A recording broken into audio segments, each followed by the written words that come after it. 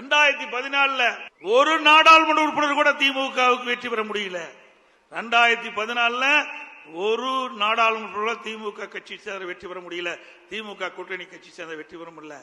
அண்ணா திமுக 37 இடங்களில் வெற்றி பெற்று சாதனை படைத்தது. 2016 புரட்சி தலைவி அம்மாவில் யாருடன் கூட்டணி வைக்காமல் 234 இடங்களும் இரட்டலை சின்னத்திலே போட்டியிட வைத்து பெரும்பான்மை இடங்களை வெற்றி பெற்று ஆட்சி அமைத்தார்கள்.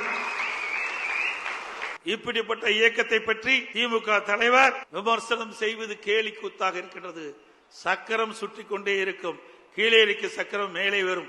அது தெரியாமல், விவரம் தெரியாமல் திரு ஸ்டாலின் பேசி வருகிறார்.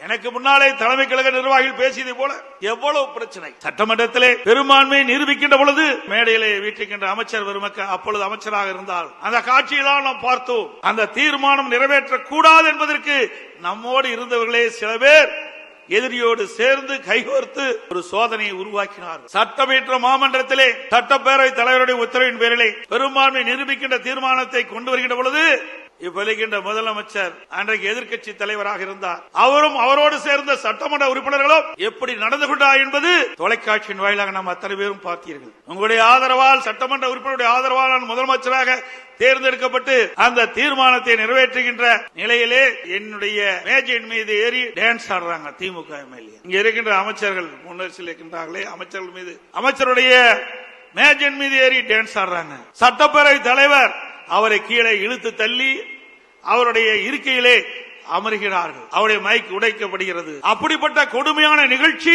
ஏற்படுத்தியவர் இன்றைய முதலமைச்சர் ஸ்டாலின் அவர்கள்.